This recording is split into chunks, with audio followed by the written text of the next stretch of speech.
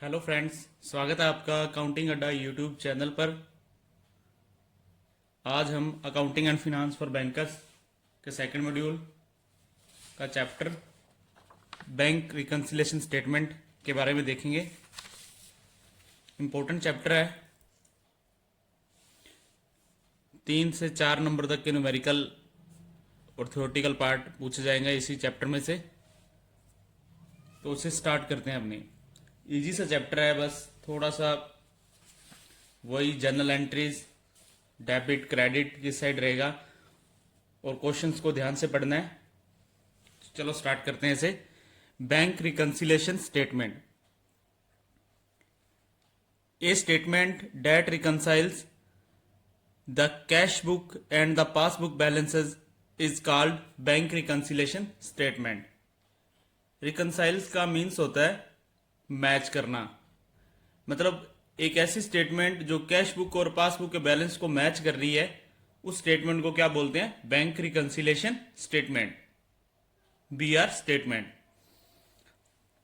Exam में question पूछा जाता है अपने से, बैंक रिकन्सिलेशन स्टेटमेंट कौन प्रिपेयर करता है? तो इसका राइट आंसर जो अपना रहेगा, prepared by customer. Bank reconciliation statement को कौन प्रिपेयर करता है? कस्टमर प्रिपेयर करता है। अब कैश बुक और पासबुक बैलेंसेस को मैच करना है। कैश बुक और पासबुक के बैलेंस के बारे में तो अपने को पता है, कैश बुक क्या होती है, पासबुक क्या होती है। पासबुक रहती है अपनी बैंक पासबुक। दोनों में एक एग्जांपल के थ्रू समझ लेते हैं। देखो, मैंने आपको कैश बुक के बारे में बताया था, 3 column cash book. 3 column cash book में एक कॉलम ऐड था वहां पे बैंक। तो कैश बुक और पासबुक, यहीं से समझा देता हूं। डेबिट और क्रेडिट, डेबिट और क्रेडिट, और कॉलम्स नहीं लेके चल रहा, इन्हीं कॉलम्स पे बता रहा हूं। देखो, कैश बुक में क्या था? जो भी अपनी रिसीविंग थी उससे अपने क्या कहां लिख रहे थे? Debit side. और जो भी एक्सपेंडिचर, खर्चा जो भी आउटगोइंग थी उससे अपने लिख रहे थे क्रेडिट साइड में। और पासबुक में क्या रहता है? अब यहां पे एक एग्जांपल के थ्रू समझते हैं। ये बैंक कॉलम ही है, ये मान के चलिए आप। बैंक बैलेंसेस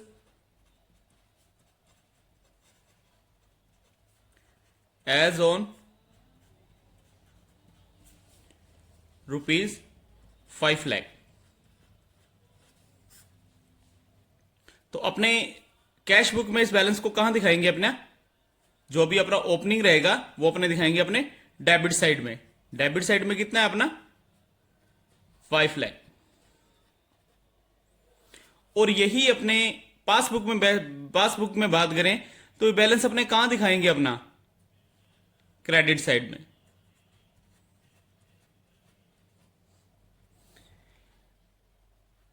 कैश बुक में जो चीज डेबिट साइड में आ रही थी, पासबुक में वो चीज कहां आएगी? क्रेडिट साइड में आएगी। क्यों आएगी उसका भी रीजन बता देता हूं। पासबुक कौन प्रिपेयर करता है? बैंक प्रिपेयर कर रहा है। तो मीन्स अगर किसी कस्टमर के पास 5 लाख रुपए हैं तो वो बैंक की लाइबिलिटी है कि वो बैंक को उसे देने पड़ेंगे जब भी कस्टमर डिमांड करेगा। अब सपोज अपने एक एंट्री करते हैं, कैश डिपॉजिट ₹5,000। तो कस्टमर अपनी कैश बुक पे कैश बुक में कहां लिखेगा उसे? डेबिट साइड में। तो यहां पे एंट्री करेगा वो 5,000 से। और पासबुक में अगर कस्टमर डिपॉजिट कर रहा है तो अपने को पता है वो एंट्री कहां आएगी? अपनी क्रेडिट साइड में आएगी। तो मीन्स वो एंट्री आएगी अपनी क्रेडिट साइड में यहां पर।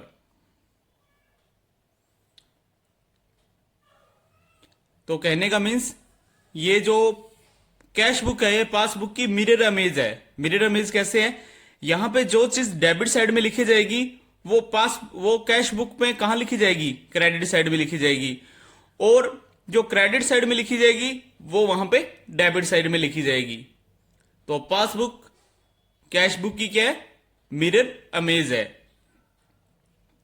एक एंट्री और करके चलते हैं अपने।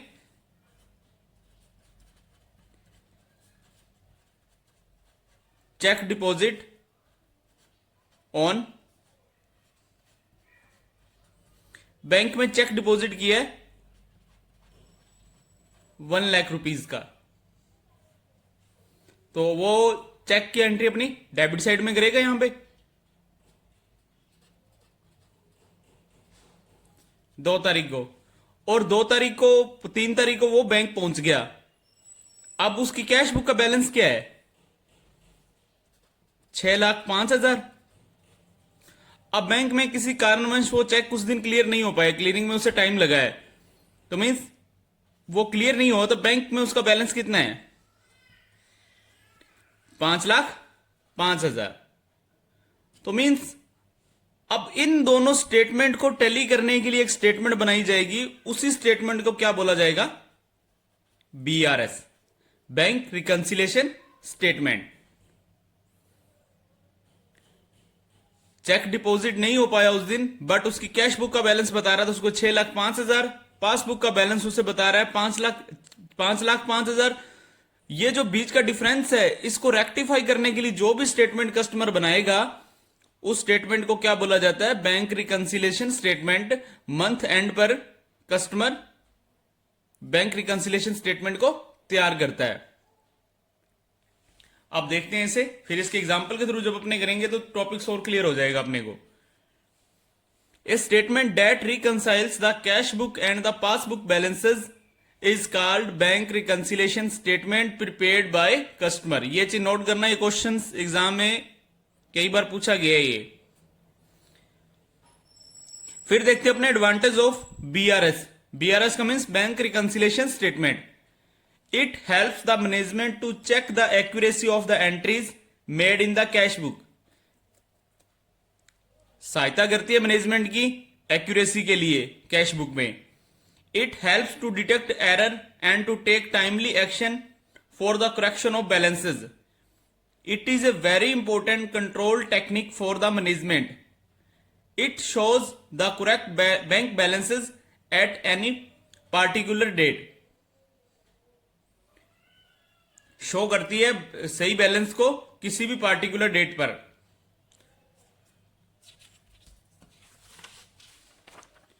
फिर आगे causes for passbook and cash book being different. किन रीजंस के कारण दोनों में डिफरेंस रहता है, अब उसे देखते हैं अपने। यहां से थ्योरी में भी क्वेश्चंस पुट किया जा सकता है और न्यूमेरिकल में भी। न्यूमेरिकल भी इसी की बेस पर ही रहेगा अपना। कैश बुक और पासबुक में कहां पे डिफरेंस रहता है? फर्स्ट नंबर पे देखते हैं अपने एरर्स। सपोज आप बैंक में गए 500 रुपए जमा करवाने के लिए, बैंक ने किसी और के अकाउंट में पैसा जमा कर दिया, तो मीन्स आप अपने कैश बुक में तो डेबिट साइड में वो 500 रुपए की एंट्रीज कर दोगे, बट पासबुक में वो एंट्रीज नहीं हुई। और सपोज करो आपने जमा करने के लिए 500 रुपए बैंक में दिए और बैंक ने क्या किया, आपके अकाउंट से 500 रुपए निकाल दिए, विड्रॉल कर दिया, तो मीन्स दोनों में डिफरेंस हो गया। तो क्लरिकल एरर्स की वजह से भी पासबुक और कैश बुक में डिफरेंस रहता है। सेकंड, इसे छोड़ो आप, check issued but not presented for the payment. आपने चेक इशू कर दिया किसी कस्टमर को, आपने अपने कैश बुक में तो क्या किया, कैश बुक में चेक इशू, किसी को चेक काट के दिया, तो आप यहां पे क्रेडिट साइड में दिखाओगे आपके पास से पैसा जा रहा है 50,000 का, but not presented for the payment. और उस कस्टमर ने जिसको आपने चेक काट के दिया वो बैंक में गया ही नहीं 2 या 4 दिन के अंदर। फिर आप जब 3 या 4 दिन बाद बैंक में जाओगे तो आपको पासबुक का बैलेंस 50,000 से ज्यादा दिखाई देगा। वो क्यों दिखाई देगा? क्योंकि अभी तक चेक की पेमेंट नहीं हुई है, presented for the payment. Main reason यही है। Cheque deposited into bank but not yet collected. आपने बैंक में चेक दे दिया कि मेरे अकाउंट में जमा कर देना, और आपने कैश बुक में क्या किया, उस एंट्री को यहां दिखा दिया अपनी डेबिट साइड में। डेबिट साइड में कैश बुक में वो एंट्री आती है जो अपने पास पैसा इनकमिंग हो रही है, ठीक है, but not yet collected. But अभी क्लियरिंग में उसे टाइम लग गया 2 या 3 दिन बाद। आप जब नेक्स्ट डे बैंक में जाओगे तो आपका कैश बुक का बैलेंस जितने का 50,000 का चेक मान के चले तो 50,000 से ज्यादा होगा आपकी पासबुक से। तो मीन्स ये दोनों एंट्रीज डिफरेंस डालती है कैश बुक और पासबुक के बैलेंसेस में। फिर आगे देखते हैं नेक्स्ट, बैंक चार्जेस। अब बैंक तीन टाइप के चार्जेस लगाता है आपके, एसएमएस चार्जेस, करंट अकाउंट में फोलियो चार्जेस। तो मीन्स कई टाइप के अकाउंट चार्जेस बैंक के थ्रू लगाए जाते हैं। अब देखो जो भी चार्जेस बैंक के थ्रू लगाए जाएंगे वो आपकी बैंक की पासबुक में तो आ जाएंगे, बट आप उसे टाइमली अपनी कैश बुक में नहीं दिखा पाओगे। आपको नहीं पता कि किस डेट को, कस्टमर को यह नहीं पता किस डेट को चार्जेस कटेंगे और कितना कटेगा। तो मीन्स दोनों में क्या रहेगा, डिफरेंस रहेगा। फिर नेक्स्ट आगे, interest on saving bank. Bank आपको इंटरेस्ट भी देते हैं और ये कैलकुलेशन बैंक अपने अकॉर्डिंग करता है, जो भी डेली बैलेंसेस रहता है उस पर इंटरेस्ट देता है बैंक। ये आपकी पासबुक में तो एंट्री आ जाएगी बट आपकी कैश बुक में एंट्रीज नहीं आएगी। तो मीन्स दोनों में क्या रहेगा, डिफरेंस रहेगा। Interest on overdraft. ओवरड्राफ्ट क्या है, ओडी मीन्स बैंक से आपने लोन लिया हुआ एक तरह का, उस पे जो भी इंटरेस्ट होगा वो कस्टमर तो खुद कैलकुलेट कर नहीं सकता, तो बैंक उसे कैलकुलेट करेगा। तो वो एंट्रीज आपकी पासबुक में तो रहेगी बट कैश बुक में नहीं रहेगी। अमाउंट कलेक्टेड या deposited by bank on standing instruction. Suppose आपने स्टैंडिंग इंस्ट्रक्शन लगा रखी है बैंक अकाउंट में कि इस डेट को मेरा ये इंश्योरेंस का पैसा अकाउंट से निकल जाए और इंश्योरेंस कंपनीज को पे हो जाए। आपकी पासबुक में तो वो एंट्रीज आ जाएगी बट कैश बुक में अगर कस्टमर भूल गया तो वो एंट्री नहीं आएगी। तो मीन्स दोनों में क्या होगा, डिफरेंस हो जाएगा। Direct payments into the bank made by the traders account. किसी कस्टमर को आपने उधार पर माल बेचा हुआ है और उसने आपको बिना बताए आपके अकाउंट में पैसा डाल दिया, तो मीन्स पासबुक में तो एंट्री आ गई बट कैश बुक में वो एंट्रीज नहीं रही। तो मीन्स दोनों में क्या हो गया, डिफरेंस होगा वहां पे। तो मीन्स ये दो एंट्रीज है, चेक इशूड या चेक डिपॉजिटेड। इसमें क्या रहेगा, आपको जो भी चेंज करना है वो कहां करना है, आपने पासबुक में करना है। कहां पे चेंज करना है, पासबुक में। क्यों, क्योंकि चेक कैश बुक में तो आप उसे एंट्रीज को लिख ही दोगे जब भी आप चेक को इश्यू करोगे और चेक जब भी चेक को डिपॉजिट करोगे। चेंजेस आपको कहां करने पड़ेंगे, बीआरएस स्टेटमेंट में। आपको बीआरएस स्टेटमेंट में हमको चेंजेस करने पड़ेंगे पासबुक पे। फिर आगे देखते हैं नेक्स्ट, ये भी जितने भी बैंक की तरफ से चार्जेस लगाए जा रहे हैं, बैंक इंटरेस्ट पे कर रहे हैं, इंटरेस्ट रिसीव कर रहा है अपने से, जो भी स्टैंडिंग इंस्ट्रक्शन है, डायरेक्ट पेमेंट आ रही है ट्रेडर से, तो मींस उस केस में चेंजेस कहां करने पड़ेंगे। पासबुक में तो सभी एंट्रीज करेक्ट इमेज आएगी बिल्कुल, आपको चेंजेस कहां करने पड़ेंगे, कैश बुक में चेंजेस करने पड़ेंगे। हाफ नंबर में, एक नंबर में क्वेश्चंस पूछ सकता है ट्रू और फॉल्स के अंदर, कैश बुक के अंदर, कि कहां चेंज करना है और कहां चेंज नहीं करना। अब देखते हैं बीआरएस स्टेटमेंट कस्टमर किस टाइप से बनाता है, उसका फॉर्मेट क्या रहता है। फॉर्मेट पूछेगा नहीं बट एज नॉलेज के लिए अपने इन क्वेश्चंस को देखते हैं।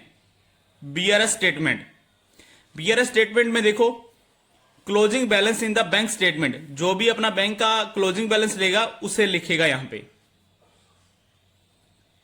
ऐड क्या करेगा उसके अंदर, check deposited but not yet credited. जो भी कस्टमर ने चेक डिपॉजिट किया है बट बैंक ने अभी वो क्लियर नहीं किया, उसके अकाउंट में क्रेडिट नहीं किया, उसे क्या करेगा वहां पे, वो प्लस करेगा। Cheque issued but not presented to the bank for payment, जो भी कस्टमर ने चेक काट के दिया हुआ है उस अकाउंट बट अभी तक वो क्लियर नहीं हुआ, तो उस चेक को क्या करेगा, उस बैलेंस को क्या करेगा, वो वहां से माइनस कर देगा कस्टमर। तो मींस उसका राइट बैलेंस यहां पे आ जाएगा। मींस बैंक स्टेटमेंट के अंदर मैंने आपको यही बताया था कि दो ही चेंजेस रहेंगे अपने, कौन कौन से, चेक डिपॉजिटेड या चेक इशूड। फिर चलते हैं next, balances as per cash book. जो भी कैश बुक पे बैलेंस है उसे यहां पे नोट कर लिया जाएगा। इसमें ऐड और सब्ट्रैक्ट, क्लैरिकल एरर्स जो भी है उसे प्लस और माइनस जो भी रहेगी। सपोज आपने 500 रुपए जमा करने के लिए दिए है और कस्टमर ने वो 5,000 कर दिए, तो मीन्स वो 4500 आपके यहां से माइनस हो जाएंगे। मीन्स जिस टाइप की एरर रहेगी वहां पे प्लस और माइनस उसी अकॉर्डिंग देखेंगे अपने। फिर नेक्स्ट ऐड क्या करेंगे अपने, credit entry shows in the bank statement but not appearing in cash book. जो भी क्रेडिट एंट्री बैंक में क्रेडिट साइड में कौन सी एंट्री होगी, जो कस्टमर को रिसीव हो रहा है। सीधी सी बात है, कस्टमर अगर डिपॉजिट कर रहा है ना, तो वो एंट्री अपने पासबुक में देखते हैं तो वो कहां पे आती है, उसकी क्रेडिट साइड में आती है। बैंक कस्टमर को ब्याज दे रहा है तो मीन्स वो एंट्री कहां पे दिखाएंगे, उसे क्रेडिट साइड में दिखाएंगे। जो भी एंट्री क्रेडिट साइड में आएगी, ट्रेडर से कोई भी पैसा रिसीव हो रहा है तो वो एंट्री कहां पे आएगी, उसके क्रेडिट साइड में आएगी। तो उन एंट्रीज को अपने क्या करेंगे, प्लस करेंगे। यहां पे माइनस क्या करेंगे अपने, debit entry shows in the statement but not appearing in cash book. CB लिख रहा हूं इसे, कैश बुक को। जो भी डेबिट एंट्री शो हो रही है, जो एंट्रीज उसके कैश बुक में नहीं है, उन एंट्रीज को क्या करेंगे, सब्ट्रैक्ट करेंगे। मींस स्टैंडिंग इंस्ट्रक्शन लगा रखी थी, पैसा एलआईसी में चला गया उसका, उसे पता नहीं है, तो वो अपने जो भी कैश बुक का बैलेंस होगा उससे क्या करेगा, वो माइनस करेगा। बैंक ने इंटरेस्ट वसूल किया है, तो मींस इंटरेस्ट वसूल करेगा तो वो एंट्रीज उसकी पासबुक में कहां पे आएगी, डेबिट साइड में आएगी, तो मींस वहां पे वो माइनस करेगा। इसे प्लस और माइनस करने के बाद लास्ट में वो अपना बैलेंस बनाएगा। और ये वाला बैलेंस और ये वाला दोनों बैलेंस आपस में टैली होने चाहिए। बीआरएस स्टेटमेंट रिकंसाइल करता है कैश बुक के बैलेंस को किसके साथ, पासबुक के बैलेंस के साथ। तो मींस सिंपल सा टॉपिक है। क्वेश्चंस को सबसे पहले ध्यान से पढ़ना है, फिर क्या बोल रहा है क्वेश्चंस, उसी अकॉर्डिंग क्वेश्चंस को सोल्व करेंगे अपने। अब इसके क्वेश्चंस देखते हैं अपने।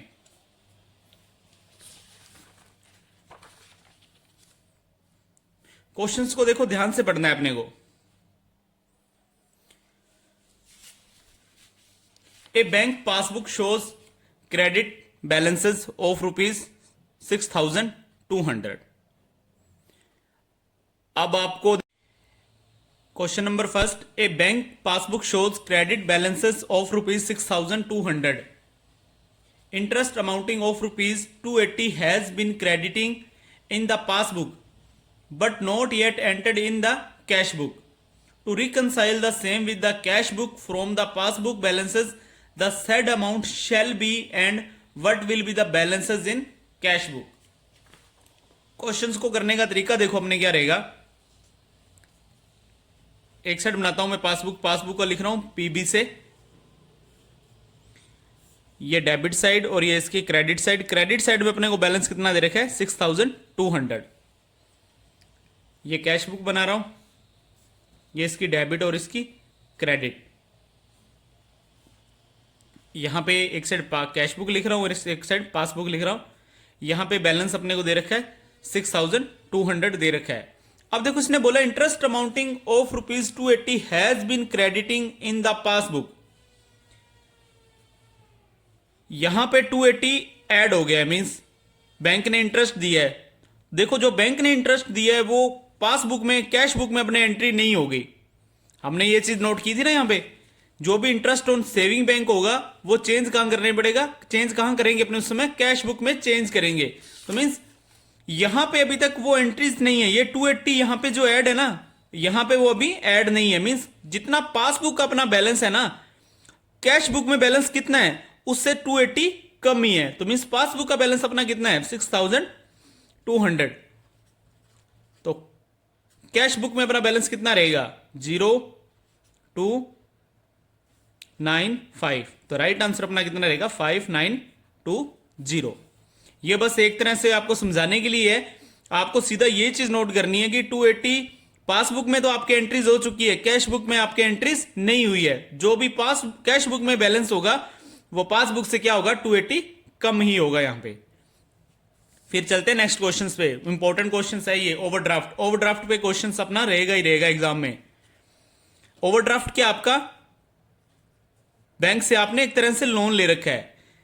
There is an overdraft of 5,500 as per the cash book of the customer and a cheque is deposited with the bank for ₹400 which is not credited by the bank, what will be the balances in passbook of the bank. अब देखो questions में आपको दे रखा है, same उसी तरह से करेंगे, पीबी और यहां पे सीबी। अब ये देखो यहां पे कैश बुक के अंदर अपने को बता रहा है इसका बैलेंस कितना है, 5500 है।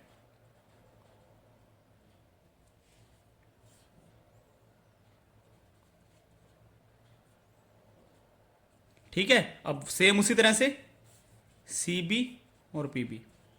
अब कस्टमर ने क्या किया है, देखो ये ओवरड्राफ्ट है तो यहां पे माइनस लगा के चल रहा हूं, ये बैंक से लोन लिया हुआ है। ओवरड्राफ्ट के आगे आप माइनस का साइन लेके चलोगे तो क्वेश्चन को इजी वे में समझेंगे अपने। अब ये देखो कि कस्टमर ने क्या किया, बैंक के अंदर 400 रुपए का कैश डिपॉजिट किया है। देखो जैसे उसने चेक डिपॉजिट किया तो उसने अपने कैश बुक में क्या किया, एंट्रीज कर दी। मींस यहां पे तो वो ऐड हुआ है बट वो अभी चेक क्लियर नहीं हुआ, तो मींस यहां पे क्या है, वो जीरो है। मींस कैश बुक के अंदर तो उसने उसी समय ऐड कर दिया जिस समय उसने बैंक के अंदर चेक डिपॉजिट किया है या कस्टमर से रिसीव किया था, जिस दिन भी ट्रेडर से आपने रिसीव किया है। पासबुक में वो अभी तक विच is not credited by the bank, अभी तक क्रेडिट नहीं हुआ, तो मीन्स यहां पे अभी क्या है, जीरो है। तो कहने का मीन्स क्या होगा, जितना भी अपना कैश बुक का बैलेंस है वो पासबुक के बैलेंस से कितना ज्यादा रहेगा, 400 रुपए ज्यादा रहेगा। मीन्स कहने का मीन्स ये कितना कम रहेगा, -400। तो बैलेंस इसका है कितना, -5500 और -400। तो राइट आंसर अपना कितना रहेगा, 5900 राइट आंसर रहेगा। ऑप्शन में आपको 5100 भी दिया होगा, वो गलत आंसर होगा। देखो ये माइनस यहां पे क्यों, ये चीज मैं आपको बता देता हूं। देखो जब अपने बैंक की पासबुक की बात करते हैं ना, बैंक की पासबुक की अपने बात करेंगे तो बैंक से आपने लोन ले रखा है, तो मीन्स बैंक उसे कहां दिखाएगा, आपकी डेबिट साइड में दिखाएगा बैंक उसे अपनी। तो मीन्स यहां पे दिखाएगा वो 5500 और यहां पे एंट्री वो 400 की दिखाएगा। तो कहने का मीन्स 5900। ये बेसिक है, अपने को आंसर यहां पे कितना लगाना है, 5900। दोबारा बता देता हूं, देखो माइनस में आपको ओवरड्राफ्ट दे रखा था 5500 रुपए। अब बैंक के अंदर कैश बुक, बैंक में उसने 400 रुपए का डिपॉजिट किया है यहां पे, तो कैश बुक में तो 400 डिपॉजिट हो गया बट अभी क्लियर नहीं हो, तो यहां पे कितना है, जीरो है। तो मीन्स यहां पे कितना कम होगा, जितना इधर एक्स्ट्रा है, इधर 400 एक्स्ट्रा है, तो मीन्स इधर 400 कम है। तो 5500 में से 400 अपने कम करेंगे, माइनस का निशान लगा के चलना। तो ये प्लस ये वाले ऑप्शन आप कभी भी टिक नहीं करोगे वहां पे, और क्वेश्चन आपका 100% ओवरड्राफ्ट में ही रहेगा। तो राइट आंसर अपना रहेगा 5900। फिर चलते हैं नेक्स्ट क्वेश्चन पर।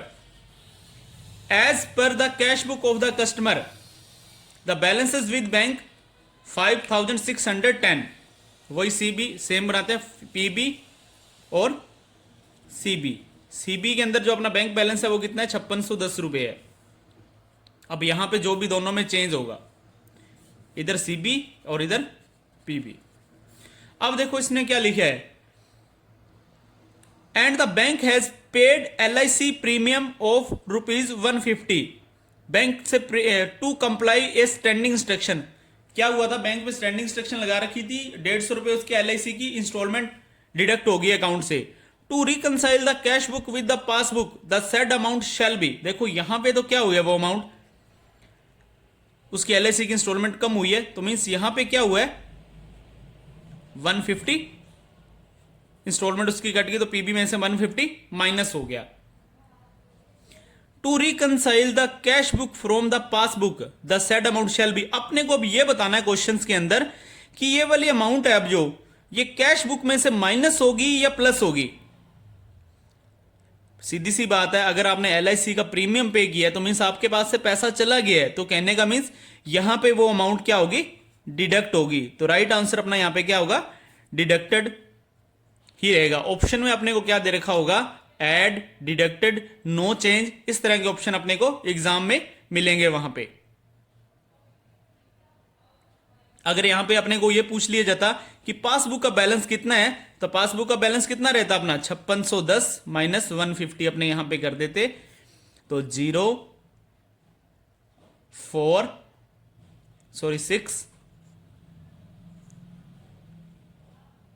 4460। डिडक्ट पूछा है तो डिडक्टेड क्यों किया है यहां पे, क्योंकि LIC में इंस्टॉलमेंट पे की है, PB में से भी माइनस हुआ है तो CB में से भी क्या रहेगा यहां पे, माइनस ही होगा यहां पे। फिर चलते हैं नेक्स्ट क्वेश्चंस की तरफ। नेक्स्ट क्वेश्चन अपने को क्या दे रखा है, as per bank passbook there is bank overdraft of ₹6,500। Same बना के चलते हैं, CB और PB। क्वेश्चन को इसी टाइप से करना, आसानी रहेगी अपनी।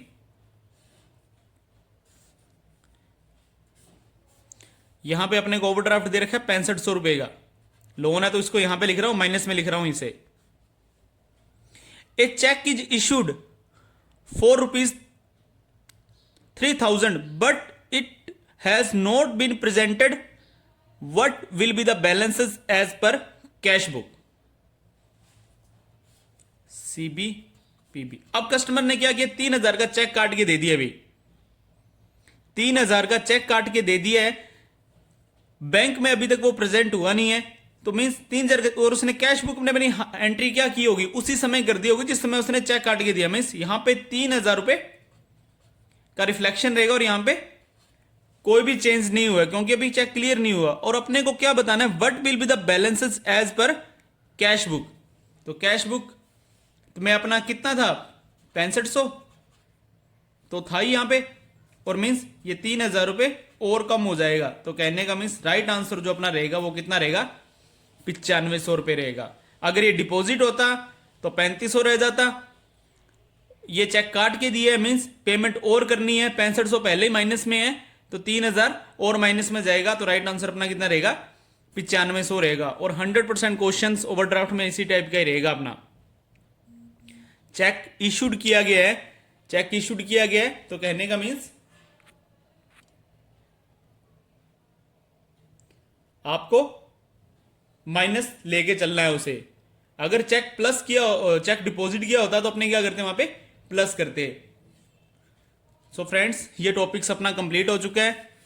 जैसे ही सेकंड मॉड्यूल अपना कंप्लीट होगा तो अपने इसके क्वेश्चंस करेंगे सभी चैप्टर्स के इस यूनिट्स में। अब अपना इस यूनिट्स के अंदर एक चैप्टर बचा है, कैपिटल एंड रेवेन्यू एक्सपेंडिचर, वो नेक्स्ट वीडियोस में अपने देखेंगे उसे। सो फ्रेंड्स, काफ़ी टाइम बाद वीडियो अपलोड कर चुका हूँ, अपलोड हुई है इस चैनल पे, बट अब नेक्स्ट वीडियो जल्दी अपलोड होगी।